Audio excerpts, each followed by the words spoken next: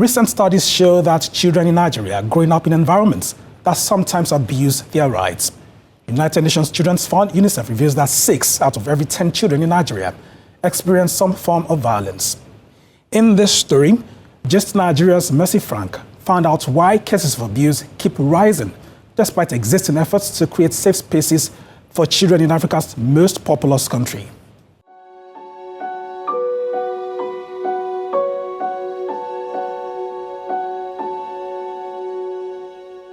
Born into cruelty. The torture, beatings, being kicked out of the house to survive in the streets. Forced to become breadwinners. You have a 4 or 5-year-old carrying cement. Their innocence under siege, their rights ignored. Then he slapped me. He had his way. After then I went to his wife's room to go and tell her what happened. She told me that I should go back and sleep where it was a nightmare. Nigerian children, the very foundation of the nation's future, are threatened by harsh realities of violence and abuse.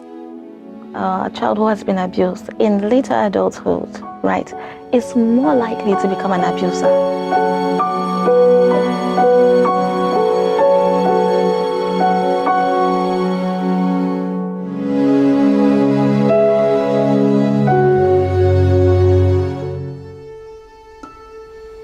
Nene was living with relatives when her uncle raped her. She was just 12 years old. Now, aged 20, after rescue and therapy, the decision to tell her story to protect other girls from becoming victims of abuse is a bold one. We've changed her name and hidden her identity to protect her from stigma. I wanted to ask a question where I was like, Shebi no be I used to beat my wife.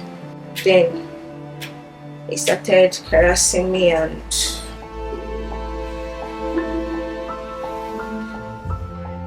like Nene, these teenagers too have had a taste of cruelty.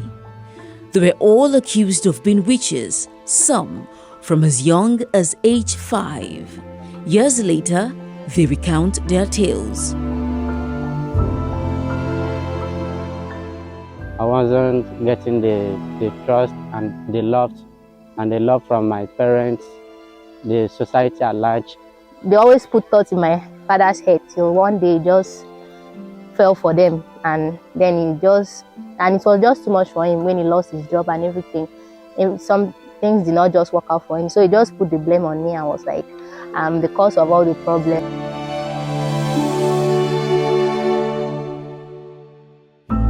There is no documentation of the earliest cases of child abuse in Nigeria.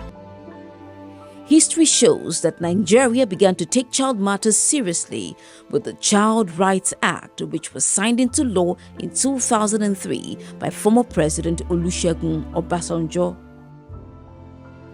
This act is based on the United Nations Convention on the Rights of a Child, which was adopted in 1989. 20 years after, the statistics are concerning.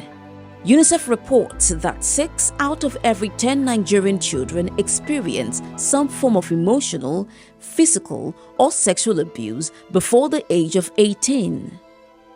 In its Human Rights Report for February 2024, Nigeria's National Human Rights Commission revealed that violence against children now exceeds domestic violence.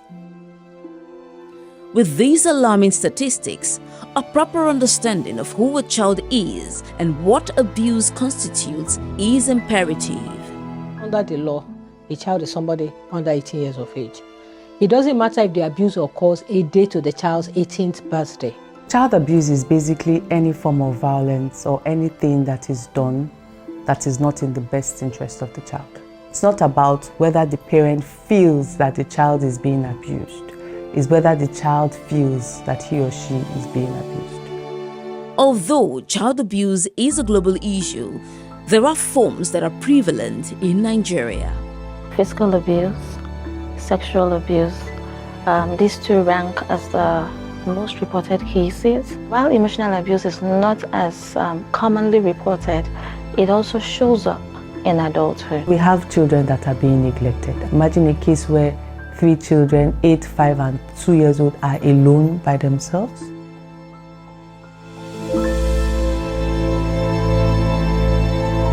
Among the top forms of abuses in Nigeria, there are some that generate heated debates, like the thin line between discipline and torture, and then chores and labor.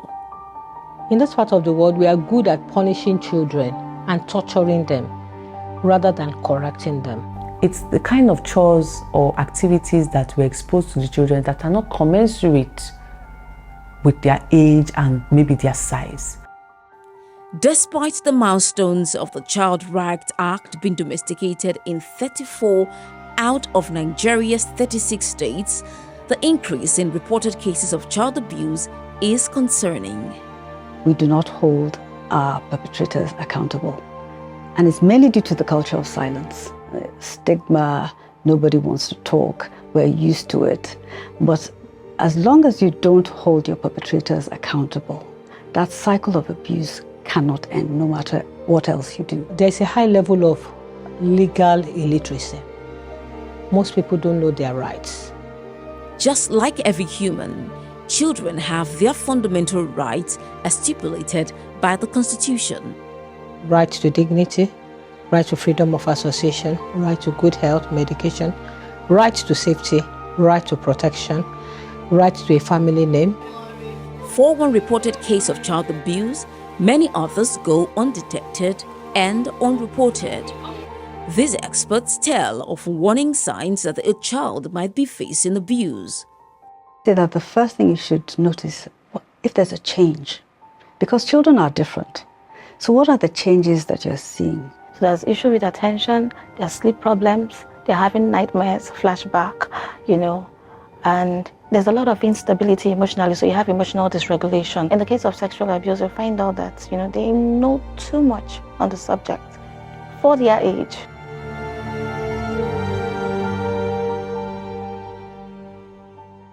Just like adults, abuse on any child comes with negative impact on the survivor to the larger community. This is what David Umem, a legal practitioner who rescues abandoned children tagged witches in the south-south region of Nigeria, is making everyone understand. The most vulnerable set are the children because they are so defenseless. They have nobody to talk to them, they have nobody to defend them. You see things like PTSD, there's a lot of recurrent depression, which we call dysthymia. They may become physically aggressive with their children. That's pent-up anger. There's PTSD that has not been dealt with. But the solution isn't just about awareness. Experts insist it's about taking action once discovered, so the pathway to justice and healing can start for the child. You're strongly encouraged to report, and you can report anonymously. Therapeutic intervention is very effective, however, it cannot be done in isolation. With calls for more mandatory witnesses and for survivors to be bold and speak up, the challenge of law enforcement and gaps in implementation rears its ugly head. A lot of states have the child's rights, so how many states have family courts? In some zones in Nigeria, we have the dual legislation like religious laws running parallel with the conventional laws. Sector players seek solution across board, especially with government intervention and the community. Almost 99.9% of our funding still come from abroad. I also want people to know that there's always a place to report. There are many, many avenues to report. All efforts to reach the National Human Rights Commission, the body established for the promotion and protection of human rights, met a brick wall.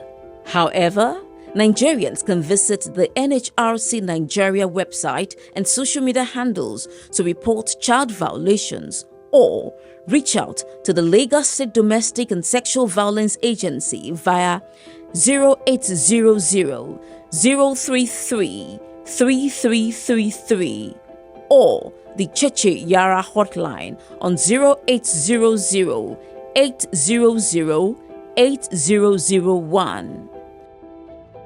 As stakeholders join the global community to mark April as the Child Abuse Prevention Month, the theme, Building a Hopeful Future Together, is a reminder that it is everyone's responsibility to make every child live free of abuse and stigma.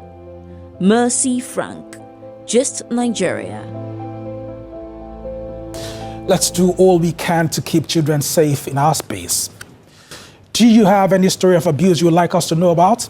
Share with us on X at Just Nigeria TV. We'd like to hear from you.